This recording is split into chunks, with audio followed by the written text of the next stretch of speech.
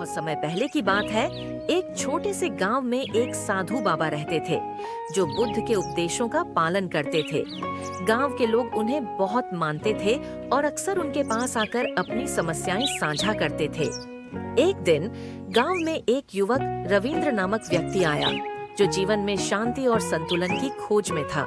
रविंद्र ने साधु बाबा से पूछा, मुझे अपनी आत्मा की गहराइयों में जाकर ज्ञान प्राप्त करना है, लेकिन मुझे ऐसा लगता है कि मेरे जीवन में शांति की आवश्यकता है।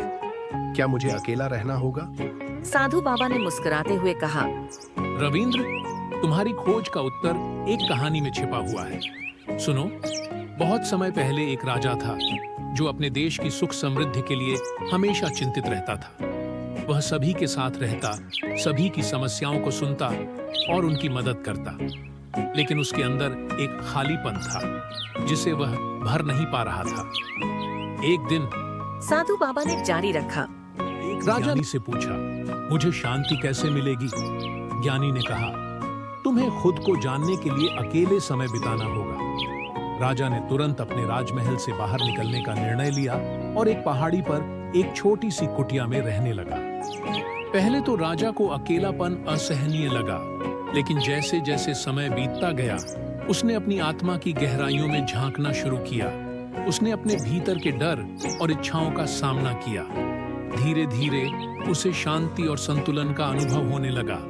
वह समझ गया कि आत्मज्ञान और आंतरिक शांति के लिए अकेले रहना आवश्यक है। साधु बाबा ने रविंद्र की ओर देखकर कहा, देखो रविंद्र, अकेले रहना तुम्हें अपनी आत्मा से मिलाता है।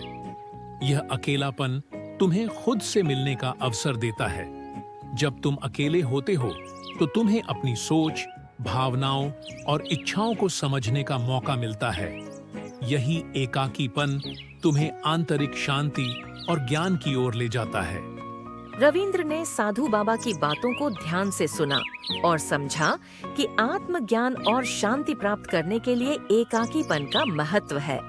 उसने तय किया कि वह कुछ समय के लिए अकेले रहने की कोशिश करेगा ताकि वह अपने अंदर झांक सके और अपनी आत्मा की गहराइयों को जान सके।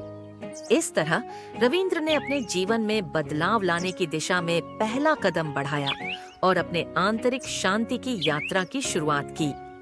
इस कहानी के माध्यम से यह सीखने को मिलता है कि आत्मज्ञान प्राप्त करने और आंतरिक शांति पाने के लिए कभी-कभी अकेला समय बिताना आवश्यक होता है।